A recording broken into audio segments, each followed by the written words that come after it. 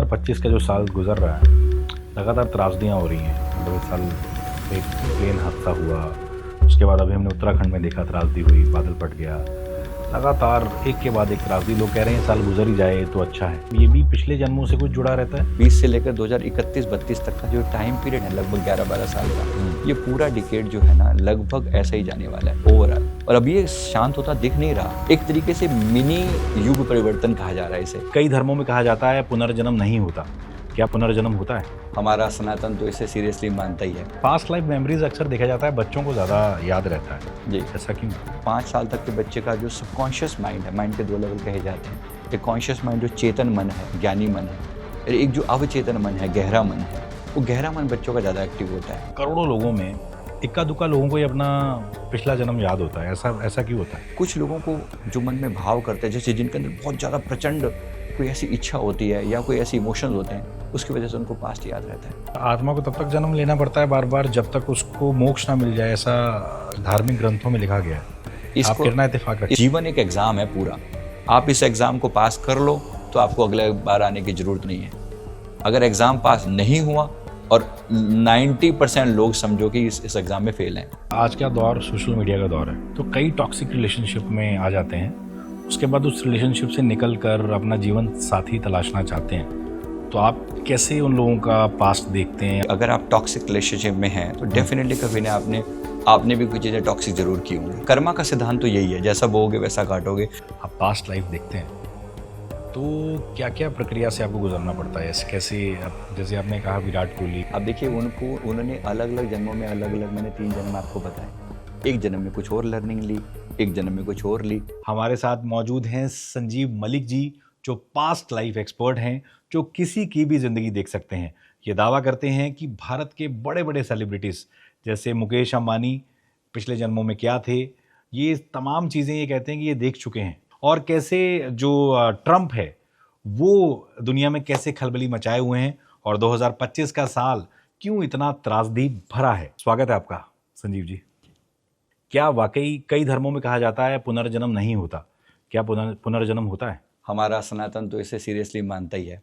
अच्छा, अगर नहीं मानता होता तो मैं उन लोगों से भी अगर सिंपल एक सवाल किया जाए, अगर नहीं होता तो कोई व्यक्ति कैसे जो है, एक व्यक्ति अंबानी के घर में पैदा हो रहा है और एक व्यक्ति एकदम गरीब फटेहाल पैदा हो रहा है, ये पूछ सकता है ना कि मैंने ऐसा क्या किया था? क्योंकि जन्म पे तो मेरा कोई कंट्रोल नहीं है, आगे के एक्शन पे हो सकता है। तो मेरा जन्म इसी जगह पर क्यों हुआ? कुछ लोग बीमार ही पैदा होते हैं, कुछ लोगों को शुरू से ही टिपिकली कोई ना कोई बचपन से कोई ऐसी बीमारी होती है। तो आखिर कोई तो कारण होता होगा। कहीं ना कहीं जब आप इनकी बेसिक एक्सप्लेनेशन में जाते हो तो इस सवाल का जवाब आपको पास्ट लाइफ से मिलता है कि कुछ तो आप पहले करके आए हो। और विशेष रूप से अगर हम श्रीमद् भागवत गीता की बात करें तो वहाँ तो बहुत टिपिकली इस बात का जिक्र किया ही जाता है डेफिनेटली, कि तुम्हारे और मेरे, भगवान श्री कृष्ण फरमाते हैं कि अनेक जन्म हो चुके हैं, अब से पहले भी मैं रहा हूँ और बाद में मैं रहूँगा। तो इस प्रकार से एटलीस्ट हमारे सदग्रंथों की बात करें तो डेफिनेटली पास्ट लाइफ होता है। पास्ट लाइफ मेमोरीज अक्सर देखा जाता है बच्चों को ज़्यादा याद रहता है। जी, ऐसा क्यों है? देखिए, जब तक बड़े होने का बहुत ज़्यादा प्रभाव नहीं पड़ा, एक 5 साल तक के बच्चे का जो सबकॉन्शियस माइंड है, माइंड के 2 लेवल कहे जाते हैं। एक कॉन्शियस माइंड जो चेतन मन है, ज्ञानी मन है, और एक जो अवचेतन मन है, गहरा मन है। वो गहरा मन बच्चों का ज़्यादा एक्टिव होता है। तो ऐसा कहा जाता है कि बच्चा जब आता है तो मेमोरीज को साथ लेके ही आता है। अच्छा संजीव जी, करोड़ों लोगों में इक्का दुक्का लोगों को ही अपना पिछला जन्म याद होता है। ऐसा क्यों होता है? ये एक तरीके से परमात्मा का बना हुआ एक सिस्टम है, जिसमें जब एक आत्मा इस गर्भ में आती है ना, तो नॉर्मली उसको पास्ट भुला दिया जाता है। वो इसलिए भुलाया जाता है कि प्रकृति का एक रूल है कि एक नई शुरुआत करो। क्योंकि अगर आपको सारी बातें पुरानी याद रहेंगी, देखो इसी जीवन की मेमोरीज कई बार इतनी हावी हो जाती हैं कि हमें वो नहीं झेल पाते। तो पास्ट की मेमोरीज भी अगर आपको याद रहने लगी, अब से 200 साल पहले मैंने ये किया था, तो कितना डिफिकल्ट हो जाएगा रहना किसी भी इंसान के लिए। तो इसलिए परमात्मा का एक सिंपल रूल है। लेकिन हाँ, कुछ लोगों को जो मन में भाव करते हैं, जैसे जिनके अंदर बहुत ज़्यादा प्रचंड कोई ऐसी इच्छा होती है या कोई ऐसे इमोशंस होते हैं, उसकी वजह से उनको पास्ट याद रहता है। पिछले जन्मों के जो कर्म आदमी भुगतता है इस जन्म में, तो सारे क्या इस जन्म में कोई अच्छे कर्म करके पिछले जन्म कट सकते हैं? कैसा आपको लगता है इस पे? क्या मतलब कहती है आपकी थ्योरी? दोनों बातें हैं। देखो, पिछले तो आप कोई भी व्यक्ति कोई कुछ कराया है, आखिर उसको रिकवर करना तो इसी जीवन में पड़ेगा ना। मैं आपको सिर्फ किसी चीज़ के लिए बोलता हूँ कि आपने पास्ट में ये गलती की थी, रिकवरी तो प्रेजेंट में ही होगी ना। मैं किसी का कुछ जैसे एग्जांपल बताता हूँ। एक व्यक्ति हमारे पास आया जिसने कहा कि मेरी ना शादी नहीं होती है, और जो भी लड़कियाँ आती हैं वो रिजेक्ट करके चली जाती है, मेरा नाम सुनते ही भाग जाती हैं, या कुछ पास आती हैं या कोई जो भी होता है, उसके बाद वो मेरे जीवन से भाग जाती हैं। और 39 के करीब उनकी एज, मैंने उनका जब पास देखा तो लिटरली वो उस समय लेडीज़ के प्रति बहुत बुरा व्यवहार रखते थे, सरपंच टाइप के थे वो, तो बहुत बुरा व्यवहार रखते थे। और ख़ास तौर पे जब उनके गांव के लोग उनके पास आते तो शादी से पहले पहले के समय में ऐसा था कि सरपंच से मतलब परमिशन एक तरीके से पूछा जाता था परिवार के बारे में, तो मजे मजे में उनके बारे में कुछ भी बोल देते थे कि ये परिवार जो है ना, अरे ये सब बेकार है, कैरेक्टर खराब है, ऐसा था। लोगों के कैरेक्टर के ऊपर उन्होंने बड़े इल्जाम लगाए, मतलब सिर्फ लोगों के मजे लेने मात्र के लिए। तो इतने लोगों के जीवन को इम्पैक्ट किया, नेगेटिवली इम्पैक्ट किया। आज इनका खुद का जीवन उसी नेगेटिव इम्पैक्ट के अंदर है। जो मैंने देखा, मतलब टिपिकली जो कर्म आपने जैसा किया ना, उसका बिल्कुल रिवर्ट बैक आपको वैसा वैसा मिलता है। तो ये इस जन्म में भी मिल जाता है लोगों को? डेफिनेटली, मतलब जैसे आप इस जीवन का आप कह रहे हो, करंट का करंट में तुरंत, ये कह रहे हो? वो हो सकता है, मतलब हाँ, ये भी पॉसिबल है।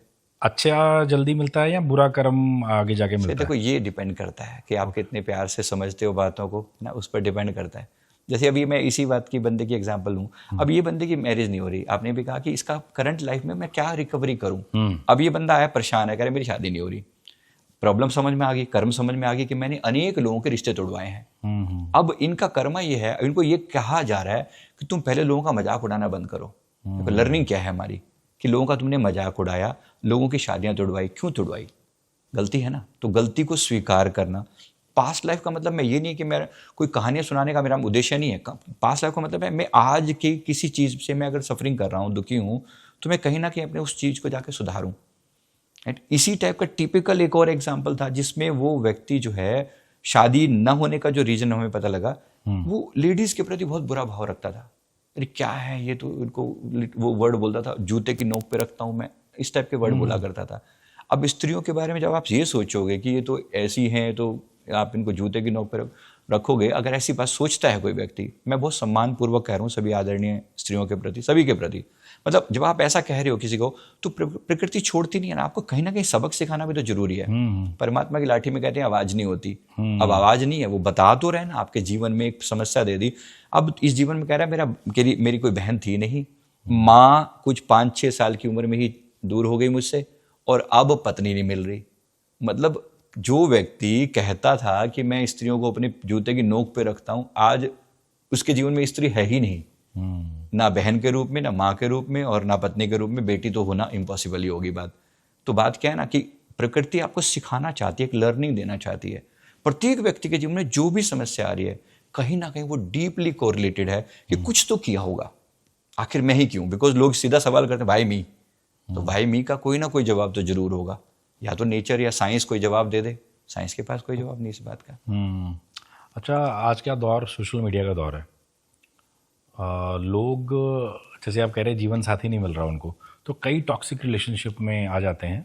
उसके बाद उस रिलेशनशिप से निकल कर अपना जीवन साथी तलाशना चाहते हैं। तो आप कैसे उन लोगों का पास्ट देखते हैं? आपके पास काफ़ी केसेस आते होंगे, केस स्टडीज आती होंगी, क्या इस पे आप कहना चाहेंगे? एक तो सबसे पहली बात है कि अगर आप टॉक्सिक रिलेशनशिप में हैं, तो डेफिनेटली कभी ना आपने भी कुछ चीज़ें टॉक्सिक जरूर की होंगी, है ना? एक तो सच, अगर कहीं ना कहीं कर्मा का सिद्धांत तो यही है, जैसा बोओगे वैसा काटोगे। यानी अगर आज आप काट रहे हो कुछ, तो बोआ भी होगा। क्या बोआ होगा, सोचने की बात है। एक लड़की का मेरे पास एक केस था, उस लड़की ने आके कहा कि मेरे जीवन में जितने भी रिश्ते आते हैं, दे वॉन्ट माई बॉडी। सीधा सीधा उसका सवाल था, मतलब वो सीधे सीधे मेरे साथ फिजिकल उसमें रहना चाहते हैं, लेकिन कोई भी मेरे साथ मेरा हम सफ़र, मेरे जीवन का साथी नहीं बनना चाहता। बात बड़ा देखिए, आज की इससे कोरिलेट करता है, क्योंकि सब लिव इन टाइप का चाहते हैं कि भाई ठीक है, कुछ समय एंजॉय करो, उसके बाद कोई रिस्पॉन्सिबिलिटी नहीं, नो किड्स, नो रिस्पॉन्सिबिलिटी। कहीं ना कहीं नेचर आपको इस हर चीज़ को देखती है कि आप जो मानव मूल्य हैं, सामाजिक मूल्य हैं हमारे, आप उसको कितना वैल्यू दे रहे हो, आप उनको कितना तोड़ रहे हो, किस प्रकार से। आप देखो, जब आप वैल्यूज़ को तोड़ रहे हो, कहीं ना कहीं एक समय आएगा जब वैल्यूज़ आपको भी तोड़ेंगे, आपके जीवन में वैल्यू रहेगी नहीं, है ना? कभी हम इतनी मर्यादाओं का ख्याल किया करते थे कि एक पत्नीव्रता पति काइंड ऑफ वो भी था, और एक पतिव्रता पत्नी, ये भी हमारे यहाँ पे आदर्श थे। अब क्या हो रहा है कि बस आए, यूज़ किया, और kind of use and throw वाली रिलेशनशिप बची है बहुत ज़्यादा। तो कहीं ना कहीं देखो, जब आपने किया ऐसा है तो भुगतान भी ऐसा होगा। इस लड़की की जो मैं बात कर रहा था, इसने कहा कि सर मेरी लाइफ में जो लोग आते हैं हर व्यक्ति मेरे फिजिकली उसमें रहना चाहता है। तो हमने देखा कि लास्ट बर्थ में इनका जन्म यूरोप में हुआ था, और यूरोप में तब एक बॉय थी ये, और काउबॉय मतलब सुंदर सा दिखने वाला लड़का जो बहुत हैंडसम था, स्मार्ट था, और ये जहां जाता था मतलब इसको हर जगह पर लड़कियां इजीली इसके प्रति अट्रैक्ट हो जाती थी। और इसने वो ही किया जो आज इसके साथ हो रहा है, यानी हर एक व्यक्ति का यूज, उस समय गर्ल्स का यूज करना उनको अपने, और फिर उसके बाद उसको छोड़ देना। तो कहीं के किसी को भी प्रेम का कोई भाव नहीं था, केवल फिजिकल यूज का सेम एग्जैक्ट कॉपी अब इसके साथ हो रही है। ये कोई प्रेम का कोई पार्टनर नहीं बनना चाहता, कोई साथी नहीं बनना चाहता, केवल फिजिकल यूज। तो मैं वही कह रहा हूँ, जैसा बोओगे वैसा काटोगे। बड़ा ध्यान से इस बात को हम अपने अंदर अब्जॉर्व कर लें, क्योंकि जो जो व्यक्ति आज जो चीज क्रिएट कर रहा है, अगर मैं आज नैतिकता के खिलाफ जा रहा हूँ, क्या फर्क पड़ता है? अगर I have to enjoy my life, it's my life, ऐसा लोग सुनते हैं, है ना। तो जब जो लोग इस वाली भाषा में बात करते हैं, अच्छा जब ये सेम चीज उनके साथ घटित होने लगेगी, मान लो कि आपको पता लगता है कि आपका पार्टनर भी ऐसा निकला, है ना, आप क्या उम्मीद कर रहे हो? अगर आप खुद दूध के धुले नहीं हो तो अपने पार्टनर से भी क्या उम्मीद करते हो कि वो कौन सा आपको कुछ ऐसा मिल जाएगा या मिल जाएगी, है ना। आप राम नहीं हो तो आप सीता की उम्मीद कैसे करते हो?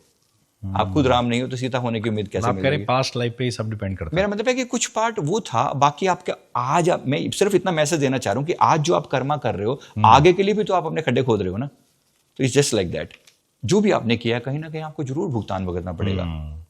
अच्छा, जैसे हम देखते हैं कि कुछ लोग बहुत अच्छा कर्म करते हैं, भूखों को खाना खिलाते हैं, प्यासे को पानी पिलाते हैं, तो वो कि मतलब पिछले जन्म में जिन्होंने बहुत दान पुण्य किया होता, क्या पावर में वही लोग आगे जाके आते हैं?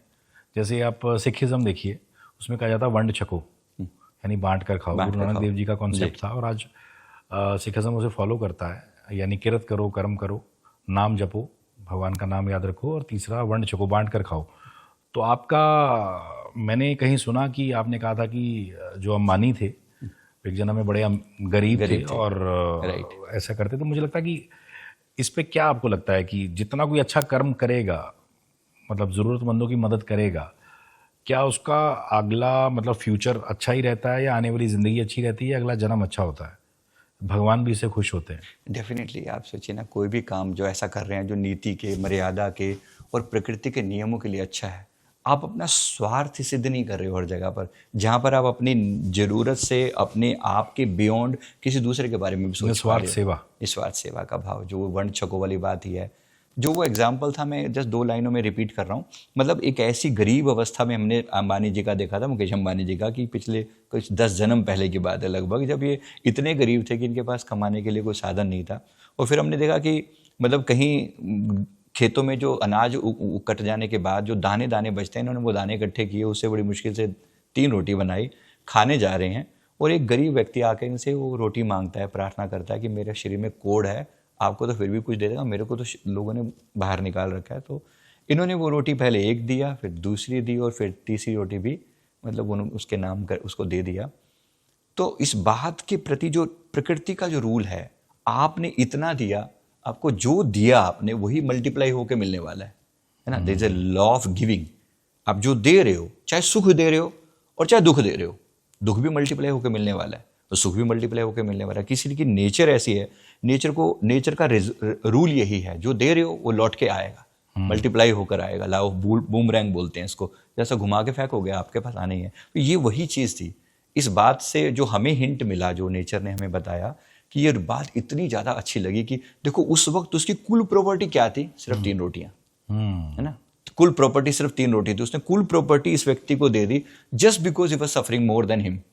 हालांकि वो खुद भी भूखे थे। बस बात यह है कि आप लोगों की हेल्प करने की जब बात करते हैं ना, तो बस इतनी सी चीज में आती है कि जो मैं आज दे रहा हूं ना, ये मल्टीप्लाई होके मुझे मिलेगा, चाहे सुख है चाहे वो दुख है। अच्छा, कई लोगों का ये सवाल है, जैसे हमने कहा कि आप पास्ट लाइफ देखते हैं, तो क्या क्या प्रक्रिया से आपको गुजरना पड़ता है? कैसे आप, जैसे आपने कहा विराट कोहली या प्रधानमंत्री मोदी का आपने देखा, तो आपको कितना टाइम लगता है? क्या मतलब कैसे, किस वक्त आप देखते हैं, कैसे देखते हैं? देखो, एक तरीका तो इसमें होता है कि लाइव किसी का पास्ट लाइफ दिखाना, पीछे किसी पॉडकास्ट में हमने लाइव भी करके दिखाया था, क्योंकि एक्चुअली हम वो करते ही हैं, जहाँ पर आप किसी व्यक्ति को लेटाकर उनका पास, एक पीछे एक सीरियल भी आता है राज पिछले जन्म का, उसमें भी हम मतलब वो भी एक जैसा केस है वैसा हम करा सकते हैं। तो उसमें आप खुद व्यक्ति जाकर खुद भी देख सकता है। तो एक तो ये होता है ये वाला केस, खुद भी आप उसको दिखा देते हैं मतलब आप स्वयं से भी देख सकते हैं अगर हम चाहें तो। वो भी एक प्रोसेस है, करीब उसमें 40 मिनट के करीब मतलब आपको ले जाने में लगते हैं। उसके बाद पास्ट कितना लंबा है, क्या देखना चाहते हो, उस पर डिपेंड करता है। मे भी लगा लीजिए 1.25 घंटा मैक्सिमम, इतने में आप अपना टिपिकली क्वेश्चन आंसर आपके हो जाते हैं, मतलब जो आप चाहते हो वो मिल जाता है। और अगर ऐसा नहीं तो ये तो हो गया, लाइव हो गया। अगर ऑनलाइन हो तो ऑनलाइन हम इस बात में करने में करीब 20 मिनट लगते हैं। अच्छा, जैसे हमने देखा कई आरोपी वो होते हैं, जैसे फॉर एग्जांपल हम ले लेते हैं निर्भया के जिन्होंने गैंग रेप किया था, तो उन्होंने इस जन्म में तो बहुत बुरा कर्म किया, उनकी फांसी भी हो गई, और एक जो मेन था वो खुद ही फांसी पे झूलकर सुसाइड कर लिया। तो ऐसे लोगों का पास्ट क्या होता है जिन्होंने अभी ऐसा कर्म किया है? पिछले जन्म में भी क्या अपराधी थे?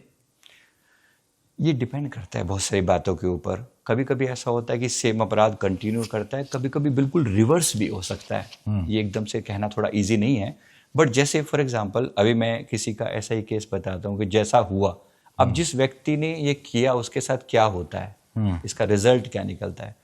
लास्ट हमारे पास एक केस आया जिसमें एक हस्बैंड वाइफ हैं, उनके यहाँ बच्चा नहीं है, और वो बोलते हैं कि वाइफ जो है उसको ब्लीडिंग, लेडीज़ का जो ब्लीडिंग कुछ ऐसा कुछ इशू था, उन्होंने कहा कि बहुत ज़्यादा था, तो वो उनको इशू होता है। हमने जब इनका पास देखा तो पता चला कि ये जो लेडी है, ये लेडी एक जेंट्स हुआ करती थी पहले। ये दोनों दोस्त थे, मेल दोस्त थे दोनों, और ये एक अच्छे घराने से थी, पैसा वैसा खूब था, मतलब उस समय था, यानी जेंट्स था वो। तो उस समय उनके जैसे एक फार्म हाउस टाइप में थे, तो वहाँ पर एक लेडी आई जो कि प्रेग्नेंट थी। इनका मन उसको देख के ख़राब हो गया और उन्होंने उसके साथ बुरा कृत्य किया, रेप किया, और फिर उसके ऊपर इल्ज़ाम भी उसी के ऊपर लगा दिया। तो उसका बेबी जो है गर्भ में ही मर गया, और फिर उसके ऊपर इल्ज़ाम लगाया। अभी इतना जघन्य कृत्य था, इतना बुरा था।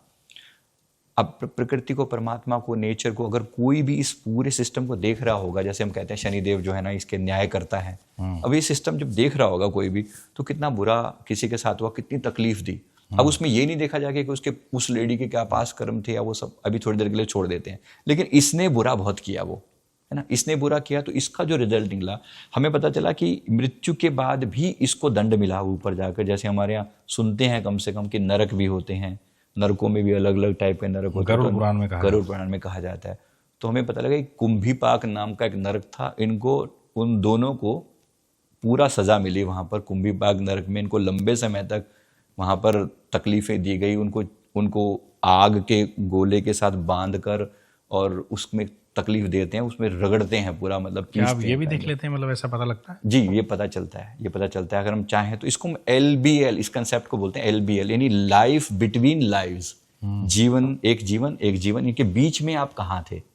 तो ये इस जो बीच का टाइम पीरियड, जिसे हम यमलोक की यात्रा, 47 डेज का जो टाइम पीरियड, ये वो वाला टाइम पीरियड। अच्छा, मैं आपको रोक रहा हूँ, आपने कहा कि इस जन्म में आपकी डेथ होगी 2048 में, आपने दावा किया है जी, और आपने कहा आपका जन्म होगा 2075 में, 73 में जी। तो 25 साल मतलब आप लेखा जोखा लेंगे, यानी आप स्वर्ग या नरक में जाएंगे, क्या है वो कॉन्सेप्ट?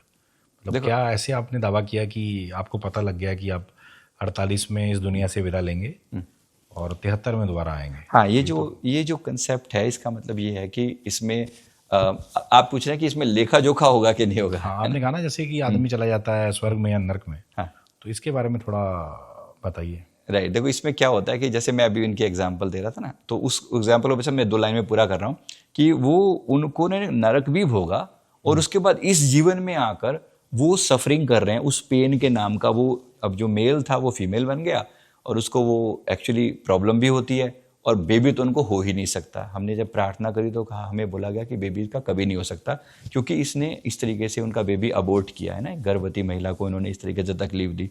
तो भाई किसी भी तरीके से जो लोग ऐसा करते हैं, एक जघन्य पाप है, हिसाब किताब तो बुरी तरह से इनको देना पड़ता है, सबको देना पड़ता है। अब आपने उनके बारे में सवाल किया, इनका भी हिसाब ऐसा बुरा होगा, बहुत बुरा होगा।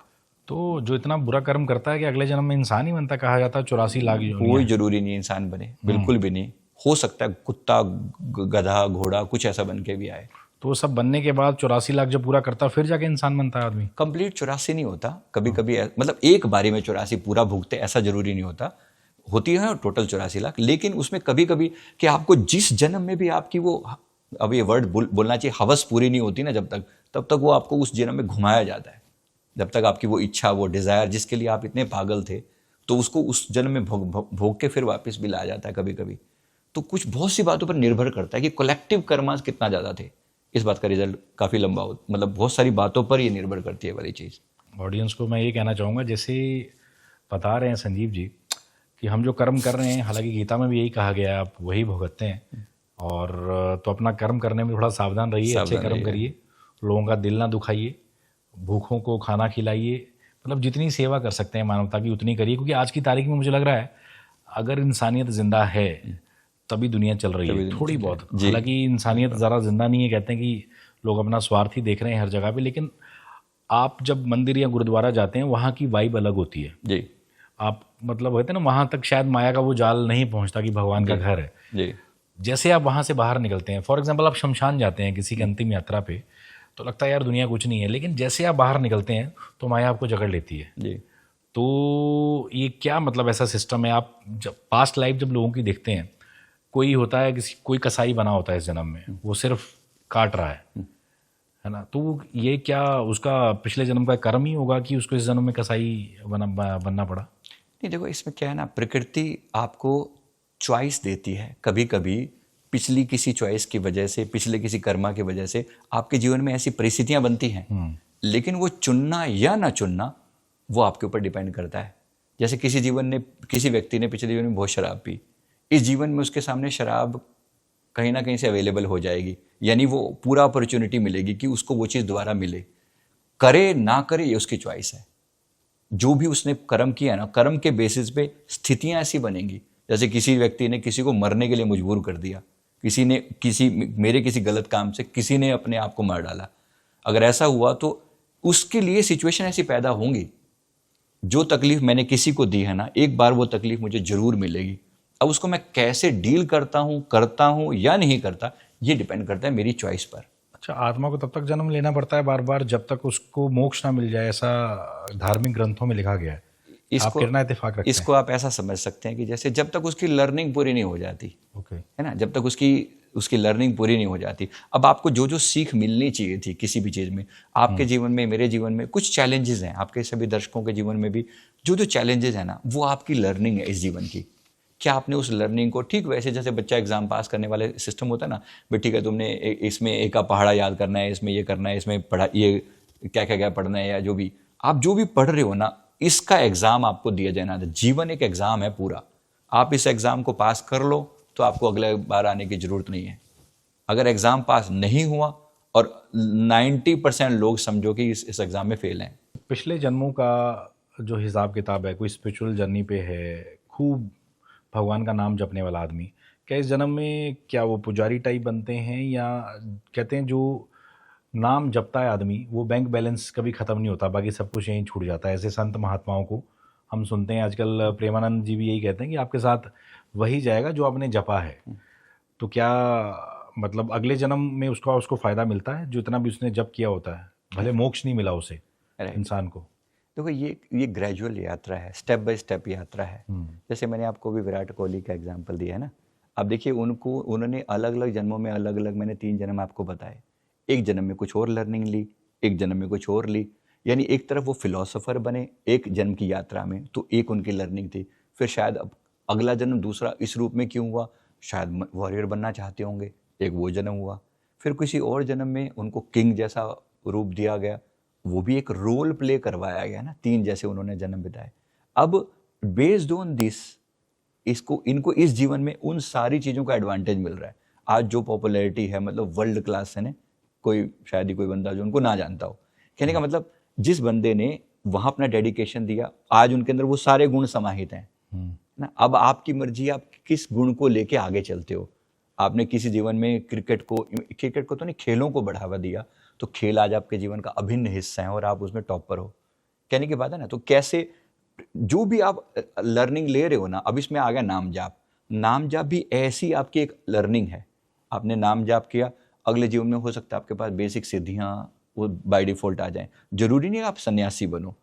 मैं एक जन्म में सन्यासी रह चुका हूँ फॉर एग्जांपल लेकिन मेरा ये था, मैं ग्रस्त सन्यासी टाइप के उस चीज़ों में ज़्यादा विश्वास रखता हूँ कि संसार में भी रहा जाए और पूरा सन्यासी जैसा जीवन बिताया जाए। अभी भी मेरा जीवन वैसा ही है। मतलब एग्जाम्पल से वैसे बता रहा हूँ कि आपकी चॉइस होती है कि नेचर आपको क्या देना चाहे। मैं चाहता हूँ कि पैसा भी हो, क्योंकि आप सदा लोगों के आगे हाथ फैलाएं ये भी जरूरी नहीं ना। या आप नहीं मांगना चाहते, सन्यासी उस रूप में नहीं बनना चाहते, लेकिन आप वैसे आपके पास अध्यात्म का जो धन जो आपने मेहनत करी हुई थी वो सब बरकरार है।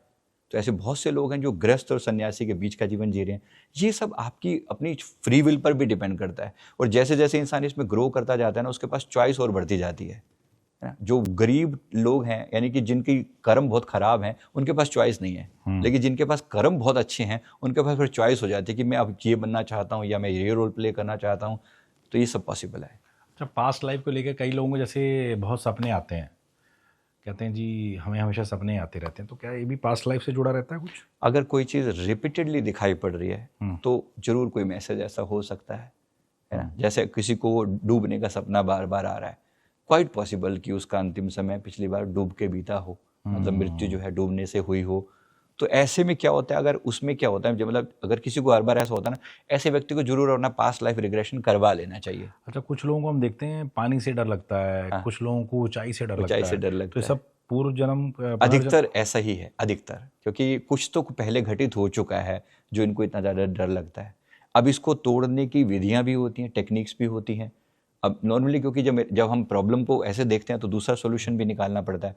तो एक तो ये है कि अगर कोई व्यक्ति अपना पास्ट लाइफ देख ही ले और उस चीज़ को बिल्कुल प्रॉपरली फील कर ले, एक बार तो उसे बहुत तकलीफ होगी, क्योंकि उसे बिल्कुल वही लगेगा। जैसे आपने डूबने का बोला, तो डूबने का बिल्कुल उसे वही फीलिंग आएगी, तकलीफ भी होगी, चीखा चिल्लाएगा भी सही शायद, लेकिन उसके बाद वो बाहर आ जाएगा। That problem will be eradicated, वो रिमूव हो जाएगी। ऐसा हमने बहुत बार देखा है। एक व्यक्ति के ना यहाँ चेस्ट में ऐसा था कि उसके पीठ की साइड से ना यहाँ एक पेन होता था, इसके ठीक पीछे पीठ की साइड में वहाँ बहुत पेन रहता था। और कोई किसी तरह सब उसने हमें वो दिखाया कि मेरे सीटी स्कैन और MRI सब तक करा चुका है, लेकिन कहीं कोई पेन का कारण समझ में नहीं आता, दर्द नहीं जाके देता। इसका हमने जब पास देखा ना, तो पता चला कि एज ए वॉरियर किसी ने भाला मारा था इसको जीवन में, पीछे से पीठ पे भाला मारा था, तो आर पार हो गया था। तो वो जो इसकी जो मृत्यु हुई थी उसी दर्द के कारण हुई थी।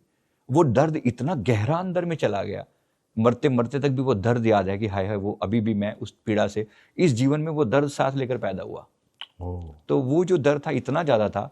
फिर अब ये इसकी एज थी जब हमारे पास आया, लगभग 27 साल की एज रही होगी, अब तक भी वो दर्द झेल रहा था। तो फिर अब जब इसने जैसी वो देखा, उसने पूरा सीन देखा, ऐसे ऐसे मैं था और मैं लड़ रहा था और किसी ने मेरी पीठ पर भाला मारा, और फिर मेरी उसको दर्द से कराते कराते शायद वो कई घंटे वहाँ पड़ा रहा था, बाद में उसकी मृत्यु हुई। तो पीड़ा इतनी गहरी थी, लेकिन जैसे उसने ये फील किया ना, दर्द गायब हो गया उसका। That was a very typical case कि जैसे ही वो उससे बाहर आया, उसके बाद उसको कभी दर्द नहीं हुआ वो। तो इस टाइप की चीज़ें भी होती हैं। अच्छा, इस इंटरव्यू के बाद कई दर्शकों के सवाल आने वाले हैं कि मतलब कोई अपनी पास्ट लाइफ दिखाना चाहे तो कितना उसको मतलब फीस देना पड़ेगा, कहाँ आना पड़ेगा, क्योंकि ये बड़ा सवाल होगा। तो कैसे आप से लोग मिलते हैं, आप तक पहुंचते हैं? ऑनलाइन अब डिपेंड करता है कि आप ऑनलाइन, तो हमारे ऑफिस के नंबर हमेशा रहते हैं, संजीव मलिक लाइफ कोच हमारा चैनल है, उस पर सारे नंबर दे रखे हैं। तो आप वैसे कोई करना चाहे तो फिलहाल फिजिकली आके अपना वो करना चाहे तो उसका एक वे है, आप अपॉइंटमेंट लेके वो कर सकते हैं। और अगर ऑनलाइन करना चाहें तो आप सिर्फ अपनी प्रॉब्लम बता सकते हैं, बहुत ही मिनिमम से मिनिमम चार्जेस में हम वो करते हैं कि आपकी तकलीफ दूर हो सके। मेन मकसद ये है कि लोगों की समस्या का कोई समाधान मिल सके। अच्छा संजीव जी, ये 2025 का जो साल गुजर रहा है, लगातार त्रासदियाँ हो रही हैं। मतलब इस साल एक प्लेन हादसा हुआ, उसके बाद अभी हमने उत्तराखंड में देखा त्रासदी हुई, बादल फट गया, लगातार एक के बाद एक त्रासदी। लोग कह रहे हैं साल गुजर ही जाए तो अच्छा है। तो आपको क्या लग रहा है कि अभी साल गुजरा नहीं, अभी तो हम अगस्त में बैठे हैं, आगे मतलब कोई ऐसा साल, मतलब ये भी पिछले जन्मों से कुछ जुड़ा रहता है कि एक लाइफ में साल ऐसा आता है दुनिया की जब बहुत एक के बाद एक हादसे होते जाते चले जाते हैं? इसमें अगर मैं कहूँ तो ये ना पूरा डिकेड अगर आपसे देखो, 2020 से जो शुरुआत हुई ना, हम सबका, जितने भी हमारी लाइन के लोग हैं, फिलॉसफी या फिर ये पास्ट लाइफ वाले या फिर एनर्जी हीलर हैं, हम सबका मानना है कि ये 2020 से लेकर 2031-32 तक का जो टाइम पीरियड है, लगभग 11-12 साल का, ये पूरा डिकेड जो है ना, लगभग ऐसा ही जाने वाला है ओवरऑल। देखिए 2020 में भी चाहे हादसे नहीं हुए, लेकिन सबसे बड़ा कोरोना हम सबने देखा ना, सब घरों में लॉक कर दिए गए, वो भी कोई छोटी घटना नहीं थी। 20 से शुरू हुई, 21-22 में भी हमने सब उस पेन को झेला, है ना। अब 23 में वैसी घटनाएं 2-3 ज़्यादा नहीं हुई, लेकिन फिर अब 24 में आते आते और फिर 25 आते आते तो बिल्कुल ही आज इस बार तो बिल्कुल हदें पार हो गई हैं। और अब ये शांत होता दिख नहीं रहा। ये हमें जो दिख रहा है कि पूरा डिकेड ही ऐसा है, और ये एक तरीके से मिनी युग परिवर्तन कहा जा रहा है इसे, कि छोटे लेवल का, हालांकि ये नहीं कि कलयुग बदल के सतयुग हो जाए, ऐसा नहीं है, लेकिन एक मिनी युग परिवर्तन जरूर है, जहाँ पर एक बहुत बड़ा डिजास्टर्स चेंज आ रहा है। और ये आने वाला समय, इसमें इसकी नींव रखी जा रही है। यहाँ तक भी चांसेस दिख रहे हैं, अगर लोग नहीं संभले ना तो ये वर्ल्ड वार तक बात जाने वाली है। और अभी भी वर्ल्ड वार जैसी सिचुएशन तो कितनी बार आई पड़ी है, यानी कि टिपिकली उस लेवल तक चीज़ें आनी। तो छोटे छोटे डिजास्टर, मिनी प्रलय आप कह सकते हैं कि हो रही है। अभी जल प्रलय के बारे में देखिए, मैंने 2024 के एंड में भी एक हमने एंजेलिक प्रेडिक्शन करके हमने वीडियो डाला था स्पीकिंग ट्री पे ही, उसमें बिल्कुल क्लियर कट बोला था कि ये जो समय आने वाला है जून जुलाई वाला, ये बारिश सबको रुलाने वाली है। और ये हम देख रहे हैं, होता हुआ दिख रहा है, प्लेन हादसा, और इसके अलावा और भी, इसके अलावा दुनिया भर के और बाकी जगह पर भी ऐसा हो रहा है। कैलिफोर्निया के जंगलों में आग लगी थी, आज तक वो क्लियर चीज़ें वैसी नहीं हो पाई थी। ईरान और इजराइल का हो गया, भारत पाकिस्तान का हो गया तनाव, तो ये साल गुजर ही जाए तो अच्छा है, कहा जाता है जी। अच्छा, एक जो मौजूदा समय में ट्रंप जब से दूसरी बार सत्ता में आए हैं, पूरी दुनिया हिला दी है ट्रंप ने। जैसे तारक मेहता का चश्मा हम देखते हैं, उसमें पोपटलाल कहता है कि दुनिया हिला दूंगा, सेम ट्रंप ने दुनिया हिलाई हुई है। जो टैरिफ लगाया जा रहा है, इससे जो असर आ रहा है अब दुनिया पे, क्योंकि बेरोजगारी बढ़ेगी, सामान कम बिकेगा, टैरिफ जो भारत का सामान अगर अमेरिका में महंगा होगा तो उससे कई तरह के असर देखने को मिलेंगे। आपको क्या लग रहा है, ट्रंप जो दूसरे टर्म में वापस आए हैं, ये दुनिया के लिए खतरा है? जैसे आपने कहा कि वर्ल्ड वॉर की तरफ भी दुनिया बढ़ रही है, तो ट्रंप का भी आपने क्या कुछ पास्ट लाइफ देखा है या कुछ महसूस आप कर पा रहे हैं, कैसे रहे होंगे ये? इनका पास्ट लाइफ तो मैंने नहीं देखा, बट ये जरूर मैं देख पा रहा हूँ कि ओवरऑल जो ये डिज़ास्टर है ना, ये मतलब समझो कि अब अमेरिका के पतन का समय है और इंडिया के राइज का समय है। ये जो ट्रिगर हुआ है, समझो 50% टैरिफ कम नहीं होता, पहले ही 25%, फिर 25 और ऐड हो गया। ये अमेरिका के पतन का समय। हम लोगों ने करीब 6-7-8 महीने पहले बोला था कि अब अमेरिका का सबसे बुरा टाइम आएगा। अब ये देखो, ये आपको चीज़ें होती हुई दिखाई पड़ेंगी। गलत डिसीजन, सेम पर्सन सेम है, लेकिन डिसीजन बिल्कुल उल्टे ले रहा है। कल को जो मोदी का हाथ थाम कर चला करते थे, आज बिल्कुल एंटी हुए पड़े हैं।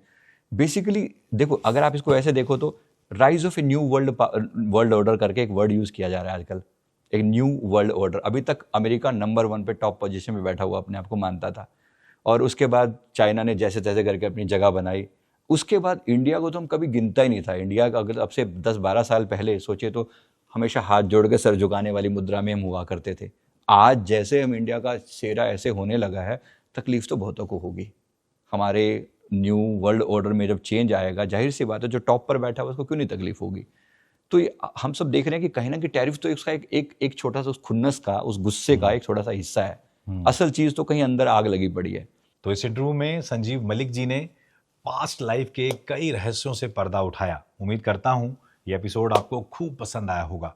अगर पसंद आए तो कमेंट करना ना भूलें, क्योंकि आने वाले कई एपिसोड्स में हम संजीव मलिक जी के साथ और जुड़ेंगे और आपको पास्ट लाइफ से जुड़े हुए कई रहस्यों से पर्दा उठाएंगे। बहुत बहुत शुक्रिया।